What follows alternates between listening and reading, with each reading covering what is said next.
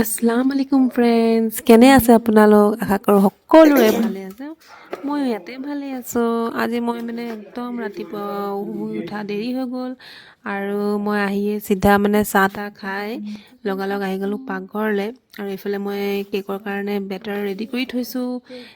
বিয়া এখন আছে, মোৰ দেউৰটোৰ বিয়া আছে, চ' গতিকে কেক লাগে তালৈ লৈ যাবলৈ বুলি। সেইকাৰণে কেকৰ কাৰণে অকণমান দৌৰা-দৌৰি হৈ আছে, বনোৱা মেলা। আয়ান, গুড মৰ্ণিং। টিথ ব্ৰাছ কৰিছা? কৰা, আজি পাপাৰ লগত কৰা দেই। এইফালে মোৰ কেকৰ কাৰণে বনাইছিলোঁ কাৰণে এইবিলাক লেতেৰা চেতেৰা হৈ আছে, সেইটো কাৰণে মই ধুবলৈ সময় নাই আৰু মোৰ আজি মই গ্ৰেনাইটতে ৰুটি বেলিম আৰু উপায় নাই। আৰু এইফালে কি হ'ল, আজি মোৰ হোৱা দেৰি হ'ল কাৰণ কেলৈ আয়ানৰ অকণমান কাণৰ বিষ হৈ আছিলে, অকণমান নহয় বহুতে বেছি বিষ হৈ আছিলে। পটককৈ হ'ল বিষটো, নাজানো কেলৈ হৈছে। আজি ৰাতিপুৱা দেখাই আহিব লাগিব ডক্টৰৰ ওচৰত গৈ পেলাই, কিবা হ'ল। গোটেই ৰাতি সি শুব দিয়া নাই আৰু পূৰা কান্দি আছে। কেনেকৈনো আপুনি তাক এৰি পেলাই শুব? মোৰো সেইকাৰণে টোপনি অকণমান ক্ষতি হ'ল। সেইটো কাৰণে মোৰ আজি উঠাও দেৰি হৈ গ'ল আৰু গোটেই কামখিনি মই পাকঘৰটো চিজিল লেতেৰা হৈ গৈছে আৰু পাছত একেবাৰে চাফা কৰি মেলি আৰু যাম।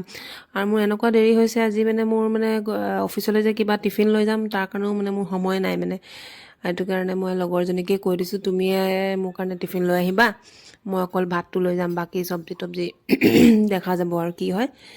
তাইকে ক'লোঁ আৰু মই মোৰ দেউৰটোৰ বিয়া আছে, বিয়াখন দেওবাৰে আছে, তালৈও যাব লাগিব। সেইটো কাৰণে কেকটো বনোৱা হৈছিলে আৰু কেকটো অকণমান ডাঙৰ আছে, কাৰণ 3 টায়াৰ কেক কাৰণে 2-3 দিন লাগি গৈছে বনাবৰ কাৰণে, কাৰণ একেদিনাইতো নহয় আৰু ইফালে কামলৈও যাব থাকে।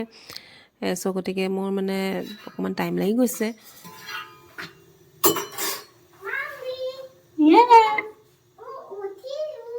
তুমি উঠিলা?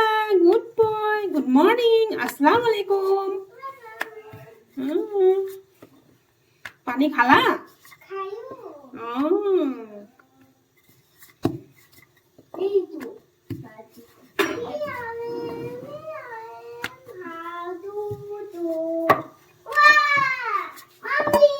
Yes. কি বেটা?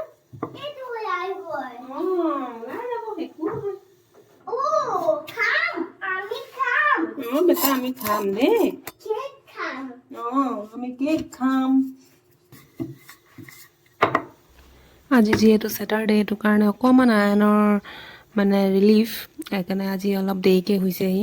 আৰু বাকীতো সি শুই উঠি ডাইৰেক্ট মোকে বিচাৰে, কাৰণ তাক পেম্পাৰিং লাগে বহুত ৰাতিপুৱা শুই উঠি। আৰু উপায় নাই, সৰু ল'ৰা ছোৱালীৰ চবকে লাগে বাৰু পেম্পাৰিংটো মাকৰ পৰা, সেইটো কাৰণে মোকে বিচাৰে সদায়। কিন্তু আজি উপায় নাই, মোৰ ওচৰত মোৰ অকণমানো টাইম নাই তাক, সেইটো কাৰণে বাপেকে তাক উঠাই মেলি দিছে। আৰু সি আজি নিজে উঠিছে, কাৰণ শনিবাৰ যিহেতু সি অকণমান দেৰিকৈ উঠিছে, 9টা বাজিলে।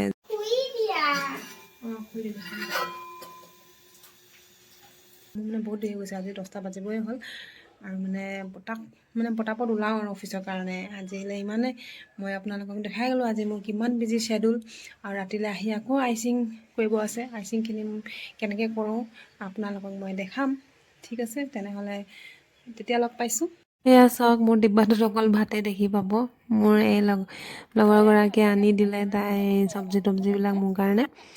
চ' গতিকে মই এতিয়া খাবলৈ বহিছোঁ। এইফালে আলু ভাজি আছে, কণী ফ্ৰাই আছে, আৰু এইফালে মিক্স আলু তৰকাৰী আছে। ঠিক আছে, খাই লওঁ। মই খোৱা হৈ গ'লে তাৰপৰা মই মেহেন্দি লগাবলৈ বহি গ'লোঁ পটাপট। এখন হাতত মোক লগাই দিলে লগৰগৰাকীয়ে। শুই উঠি চাহ অকণমান খাই লৈ আৰু গোটেই অফিচ কৰি হৈ গ'ল। তাৰপিছতে আহি গ'লোঁ এয়া ঘৰলৈ আহি পাওঁতে 8টা বাজিবই হ'ল আৰু 5 মিনিট আছে। আৰু দেৰি নকৰি পটাপট কেকৰ কাৰণে আকৌ ৰেডি হৈ যাওঁ লগাবৰ কাৰণে। চাই থাকক আপোনালোকে। টায়াৰ্ড হৈ গ'লোঁ। এয়া কেকটো ফাইনেলি হৈছে আৰু লাহে লাহে ফাইনেল লুকছটো মই বাৰু দি দিম ধুনীয়াকৈ, আপোনালোকে চাই থাকক। ঠিক আছে, আজিলৈ তেন্তে ইমানেই। আজি মোৰ ব্লগটো আপোনালোকে চাই থাকিব, আৰু যদি ব্লগটো চাই ভাল লাগিলে তেনেহ'লে প্লিজ ছাবস্ক্ৰাইব কৰি দিব, লাইক কৰিবলৈ নাপাহৰিব। টিল দেন বাই, টেক কেয়াৰ, আল্লাহ হাফিজ, ভালে থাকক।